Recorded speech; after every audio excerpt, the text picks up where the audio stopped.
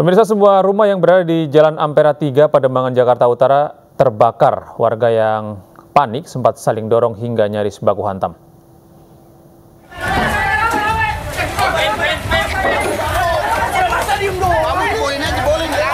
Kepanikan warga Ampera 3, Pademangan, Jakarta Utara terlihat saat berusaha memadamkan api yang membakar sebuah rumah. Bahkan sejumlah warga yang panik berusaha merebut selang petugas pemadam kebakaran yang tiba di lokasi.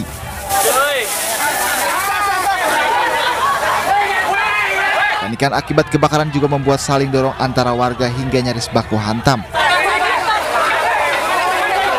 Beruntung saat kejadian penghuni rumah berada di luar sehingga tidak ada korban jiwa. 10 unit mobil pemadam kebakaran diturunkan untuk memadamkan api. Kurang lebih pukul 9 ada warga datang ke pos melaporkan bahwa terjadi kebakaran atau Jaya 65 di istilah dinas kami. Itu kurang lebih pukul 9. Langsung unit meluncur, 2 unit dari pos Pademangan Barat dan dibantu dari pos Binaria, pos Pademangan Timur dan pos Asaimas. Ada dibantu juga dari wilayah 11 Jakarta Pusat 2 unit. Jadi petugas masih menyelidiki kasus ini, namun diduga korsleting listrik menjadi penyebab kebakaran. Dari Jakarta, Sofyan Firdaus, iNews melaporkan. Sebuah minibus di Banyuwangi, Jawa Timur yang dimodifikasi untuk mengangkut BBM jenis Pertamax hangus terbakar. Kebakaran terjadi akibat minibus terguling usai menabrak tiang listrik. Minibus yang dimodifikasi untuk mengangkut BBM ini terbakar usai kecelakaan tunggal menabrak tiang listrik di Jalan Hasyim Asyhari. Warga berusaha membantu mendirikan mobil, namun tabung modifikasi BBM jenis Pertamax yang diangkut bocor mengalir ke jalan raya. Tidak berlangsung lama, api mulai membakar bagian bawah mobil. Warga yang membantu langsung lari menyelamatkan diri.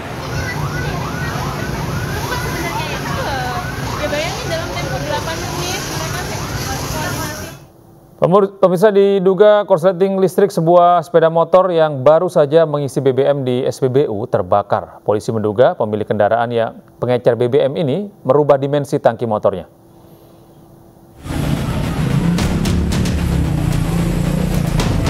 Beginilah detik-detik kebakaran sepeda motor tepat di depan SPBU Kecamatan Campalgian, Polewali Mandar, Sulawesi Barat. Kebakaran diduga akibat korsleting pada bagian mesin. Petugas SPBU dan warga berusaha memadamkan api dari kebakaran motor. Lantaran tangki motor yang penuh dengan BBM membuat kobaran api melahap seluruh bodi motor hingga hangus terbakar. Mungkin terjadi korslet di sekitar pembakaran busis itu. Akibat dari full tangkinya ini bensin atau pertalite ini menetes. Peristiwa seperti ini sudah sering kali terjadi, di mana pemilik kendaraan yang merupakan pengecer BBM merubah tangki motor. Petugas kepolisian lalu menyita motor sebagai barang bukti dari rumah pelaku. Dari Polewali Mandar, Sulawesi Barat, Huser Zainal, iNews melaporkan.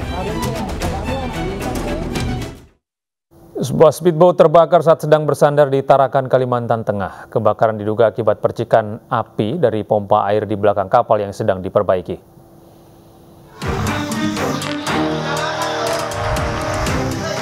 Satu unit speedboat dengan kapasitas mesin 200 PK terbakar saat sedang sandar di area pos belakang Hotel Ramayana, Jalan Yos Sudarso, Kecamatan Tarakan Tengah, Tarakan, Kalimantan Utara. Percikan api menyambar jerigen bensin cadangan hingga api dengan cepat membesar. Akibat kebakaran ini, 2 orang menjadi korban, yakni motoris dan anak buah kapal. Meski sempat terjun ke laut, namun keduanya mengalami luka bakar di bagian wajah, leher, dan tangan, hingga harus mendapat perawatan di rumah sakit. Untuk penyelidikan kami akan melakukan atau memanggil para saksi-saksi yang sudah kami infokan, sudah kami sampaikan tadi, termasuk korban langsung. Karena korban juga kondisinya masih sadar dan karena luka bakar aja. Dan mudah-mudahan korban cepat sembuh, nanti akan kami minta keterangan terkait dengan kejadian ini. Speedboat yang merupakan speedboat charteran ini kemudian ditarik oleh warga dengan speedboat lain menuju ke tengah laut untuk dilakukan pemadaman. Dari Tarakan, Kalimantan Utara, Usman Codang, iNews melaporkan. Sebuah kapal tugboat yang sedang bersandar di jeti di Kabupaten Serang, Banten terbakar hebat akibat percikan api dari mesin las yang menyambar bahan bakar. Butuh waktu 7 jam bagi petugas untuk menjinakkan kobaran api.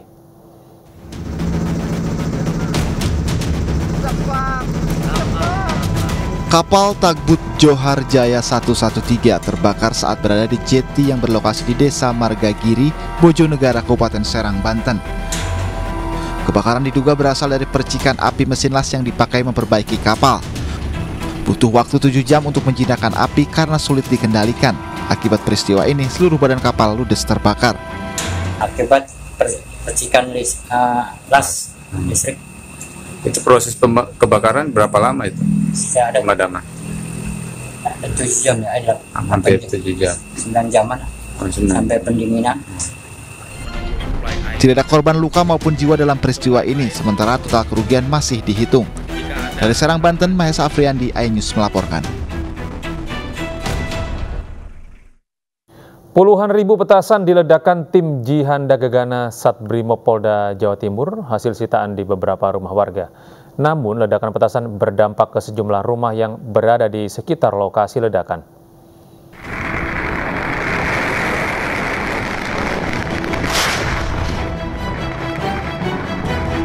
Ledakan hebat terjadi saat tim Jihandak Gegana Satuan Brimob Polda Jawa Timur bersama dengan Polres Bangkalan Jatim memusnahkan puluhan ribu petasan di lapangan tembak Kodim.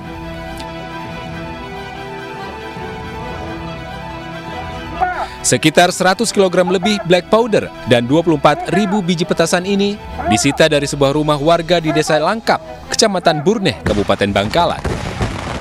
Namun rupanya puluhan rumah warga yang berada di sekitar lokasi ledakan alami kerusakan, mulai dari genteng rusak, kaca hingga plafon rumah yang rusak.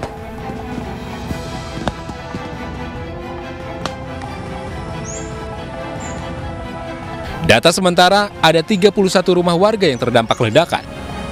Pihak Polres Bangkalan sendiri menyatakan akan bertanggung jawab dan siap memberikan ganti rugi. Langsung banter, kayak ada bom ledak itu. Terus terhadap rumahnya banyak yang... Iya, banyak ada yang warga yang runtuh-runtuh semua. Disposal ini kami Polres Bangkalan akan bertanggung jawab untuk mengganti rugi. Kemudian kami mohon bantuan kepada toko setempat yaitu RT atau RW untuk mendatakan rumah-rumah atau kediaman yang terdampak dari disposal tadi.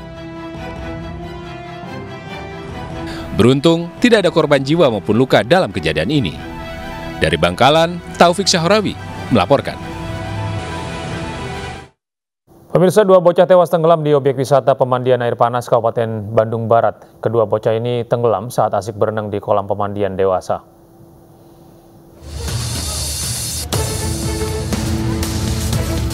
Dua bocah usia 7 dan 8 tahun tenggelam saat berenang di kolam pemandian air panas khusus dewasa. Keduanya ikut dengan kakeknya untuk melakukan perbaikan di warung sekitar kolam pemandian. Kemudian 2 bocah itu bermain di area pemandian air panas tanpa sepengetahuan kakeknya. Akibat berenang di kedalaman kolam yang tak seharusnya untuk anak-anak, mengakibatkan keduanya tenggelam. Saat peristiwa terjadi, situasi objek wisata air panas Curug Nagrak sepi karena sedang tidak beroperasi. Korban sempat dibawa ke rumah sakit namun tidak tertolong. Karena ketidaktahuan, akhirnya mereka bermain di kolam, sehingga mungkin terjadi tidak diketahui orang dewasa terjadi tenggelam. Pihak keluarga sudah menerima kejadian ini sebagai musibah. Mereka sudah membuat pernyataan untuk tidak dilakukan visum.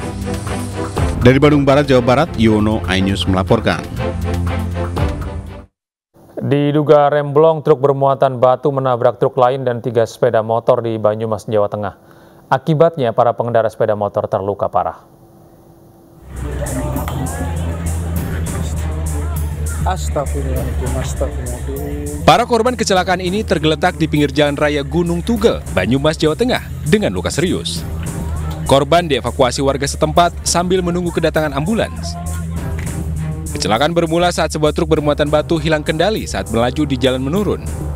Sopir truk kemudian membanting setir ke arah kanan dan menabrak truk lainnya serta 3 sepeda motor.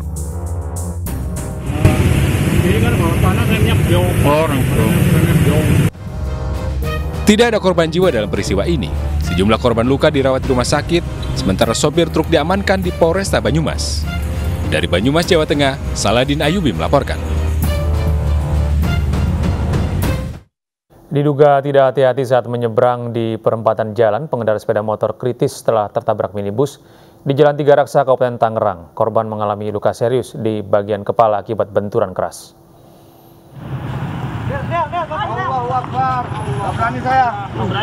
Tabrakan antara sepeda motor dan minibus terjadi di Jalan Tiga Raksa, Kabupaten Tangerang, Banten. Korban pengendara sepeda motor mengalami luka serius di bagian kepala akibat benturan keras. Korban bersama rekannya menyeberang di perempatan jalan dari kantor Disduk Capil menuju kawasan Polresta Tangerang menggunakan sepeda motor. Di saat bersamaan datang minibus dari arah berlawanan. Minibus diduga terlambat menginjak rem hingga terjadi tabrakan. Trek lurus mobilnya, posisi motor kayaknya sih nyebrang gitu. Bang, untuk korban sendiri berapa orang, Bang? Korban yang ngegeletak sih yang saya lihat cuma satu, yang kondisinya mungkin kritis ya. Nggak tahu selebihnya itu nggak ada. Cuma korban yang kritis dilarikan ke rumah sakit terdekat untuk mendapatkan pertolongan medis, sementara pengemudi minibus dibawa ke Satlantas Polresta Tangerang. Dari Kabupaten Tangerang, Banten, Emarani iNews melaporkan. Aksi perusakan minibus yang diduga travel gelap memicu sweeping terhadap angkutan umum resmi. Perselisihan antara pengemudi angkutan umum dan travel gelap di Tasikmalaya, Jawa Barat terus memanas.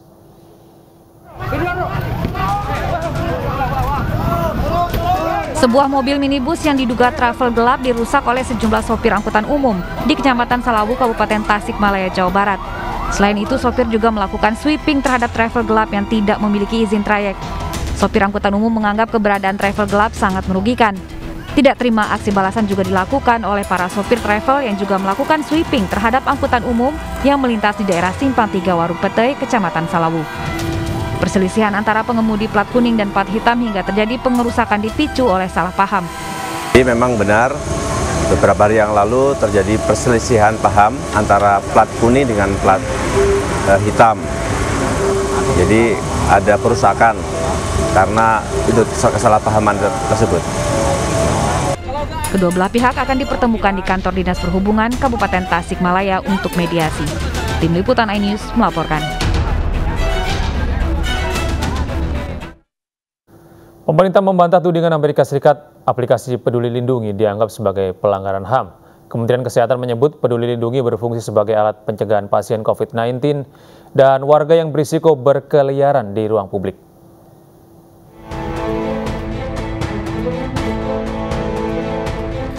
Departemen Luar Negeri Amerika Serikat menuding aplikasi Peduli Lindungi melanggar hak asasi manusia dalam laporan 2021 Country Reports on Human Rights Practices pada Jumat kemarin. Aplikasi Peduli Lindungi yang digunakan untuk melacak kasus COVID-19 dituding melanggar HAM terkait dengan privasi data penduduk. Juru bicara Menteri Kesehatan Nadia Tirmizi mengatakan tudingan melanggar HAM itu tidak berdasar. Nadia menjelaskan Peduli Lindungi berfungsi sebagai alat pencegahan pasien COVID-19 dan warga yang berisiko berkeliaran di tempat umum. Selama periode 2021 hingga 2022, Peduli Lindungi sudah mencegah lebih dari 3,7 juta orang dengan status merah atau belum vaksin lengkap memasuki ruangan publik.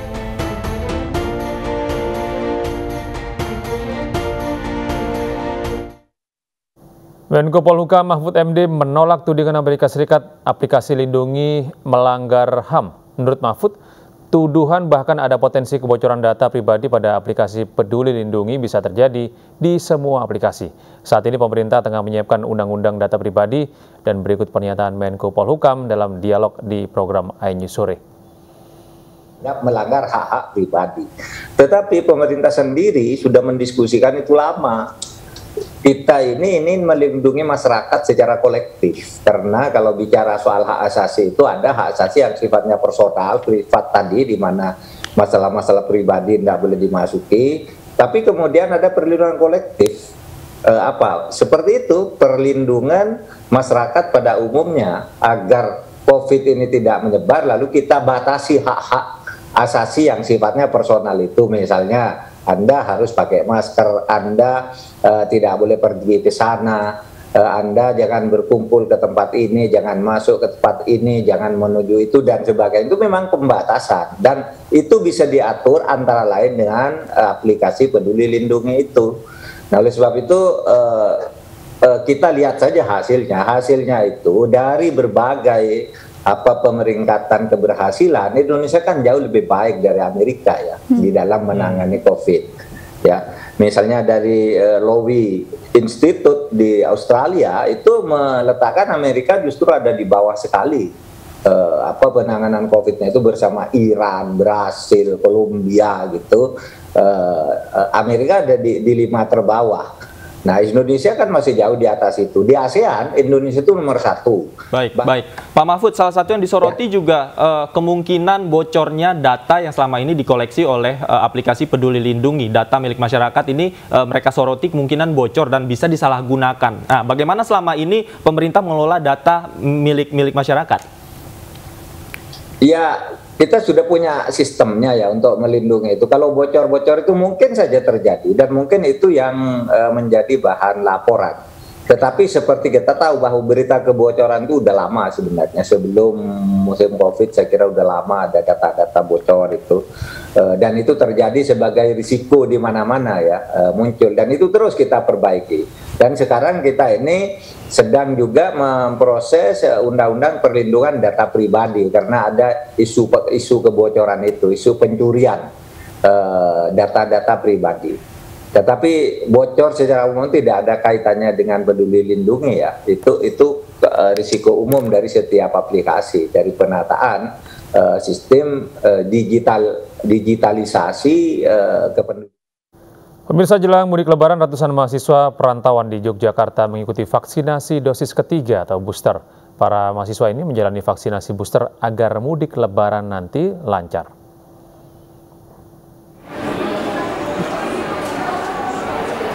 Setelah vaksinasi booster jadi salah satu syarat untuk mudik lebaran, ratusan mahasiswa perantauan di Institut Teknologi Nasional Yogyakarta antusias mengikuti vaksinasi dosis ketiga.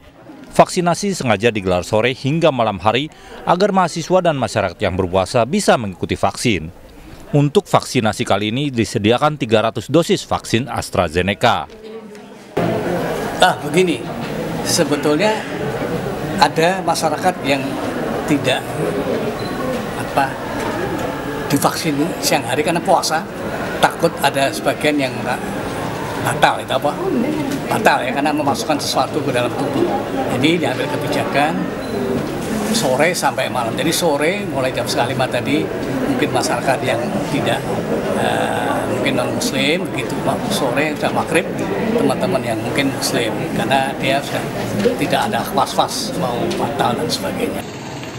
Warga juga antusias mengikuti serbuan vaksinasi booster yang digelar Pangkalan Marinir TNI AL Surabaya di kawasan pinggiran kota Sidoarjo. Serbuan vaksinasi booster oleh tim kesehatan Marinir Lanmar Surabaya juga ditujukan untuk membantu masyarakat yang akan mudik lebaran nanti. Dari Yogyakarta dan Surabaya, Jawa Timur, tim liputan iNews melaporkan. Pemirsa, pelayanan vaksinasi COVID-19 diberikan kepada seluruh warga binaan pemasyarakatan di Riau sebagai upaya memutus mata rantai penularan COVID-19 di lingkungan lapas. Jelang Lebaran, Binda Riau menggencarkan program vaksinasi nasional bekerjasama dengan Kanwil Kemenkumham Riau. Vaksinasi COVID-19 untuk warga binaan pemasyarakatan digelar di Lapas Kelas 2 Bagansi Api-Api, Rokan Hilir, dan Lapas Kelas 2A Tembilahan Kabupaten Indragiri Hilir. Kabinda Riau Brigjen TNI Amino Setiabudi mengatakan vaksinasi juga akan menyasar ke keluarga warga binaan agar dapat saling membentengi diri dari COVID-19. Sementara itu, kegiatan vaksinasi COVID-19 jelang Lebaran juga digencarkan di wilayah Kalimantan Timur. Kabinda Kaltim Brigjen TNI Dani Koswara mengatakan pihaknya terus menggencarkan program vaksinasi ke semua wilayah. Di antaranya 4 kota dan kabupaten, yakni Bontang, Kutai Kartanegara, Balikpapan, dan Kutai Timur. Mobilitas dan interaksi sosial masyarakat diyakini akan meningkat saat libur Lebaran akhir April hingga awal Mei mendatang.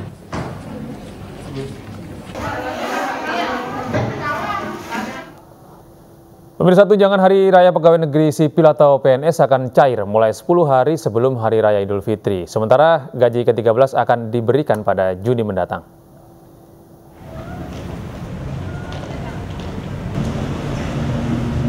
Pemerintah melalui Kementerian Keuangan mengumumkan bahwa tunjangan Hari Raya Pegawai Negeri Sipil akan cair 10 hari sebelum Hari Raya Idul Fitri. Selain itu, ASN juga akan menerima gaji ke-13 pada Juni mendatang. THR dan gaji ke-13 diberikan dengan besaran gaji, pensiun pokok, dan 50% tunjangan kinerja per bulan bagi yang mendapatkan tunjangan kinerja. Untuk instansi pemerintah daerah, paling banyak diberikan 50% tambahan penghasilan dengan memperhatikan kemampuan kapasitas fiskal daerah dan sesuai peraturan perundang-undangan. Untuk PP ini dan PMK kita sudah tanda tangani pada hari ini dan oleh karena itu mulai bisa dijalankan oleh kementerian dan lembaga prosesnya untuk pelaksanaan dari kebijakan gaji ke-13 dan THR. Untuk gaji ke-13 baru akan dibayarkan pada bulan Juli. Pemerintah telah menyiapkan anggaran sebesar 34,3 triliun rupiah untuk pembayaran THR PNS pada tahun ini. Tim Liputan iNews melaporkan. Pemirsa, setelah dilanda pandemi COVID-19 selama lebih dari 2 tahun, Festival Ramadan Kampung Silat Beksi kembali digelar di Petukangan Utara, Pesanggerahan, Jakarta Selatan. Acara pembukaan Festival Ramadan Kampung Silat Beksi ditandai dengan penampilan dari sejumlah pesilat. Puluhan gerai UMKM beragam makanan dan kerajinan turut memeriahkan Festival Ramadan ini. Kembali digelarnya Festival Ramadan Kampung Silat Beksi diharapkan dapat membangkitkan perekonomian masyarakat pasca pandemi COVID-19. Festival Ramadan Kampung Silat Beksi berlangsung hingga 8 Mei 2022 mendatang. Nah, di sini ada bazar UMKM, ada festival, pagelaran seni budaya, dan ada perlombaan MTQ dan juga pencak silat 3 kategori. Luar biasa kalau sore, malam makin rame ini. Cuman kita terbatas dengan prokes lah ya. Dan acara-acara tetap kita mulai setelah sholat tarawih. Jadi selama dari sholat isya dan tarawih tidak boleh ada suara. Gitu. Ya, pertama adalah melestarikan budaya kita, terus kemudian juga bagaimana membangkitkan perekonomian dengan pelaku UMKM sini bisa berdagang, kita kasih kemudahan, dan juga tentunya ya menyambut bulan. Perayaan ulang tahun ke-110 Bapak Bangsa Korea Utara Kim Il Sung berlangsung meriah di Pyongyang. Anjus Pagi akan segera kembali dengan informasi dari mancanegara sesaat lagi.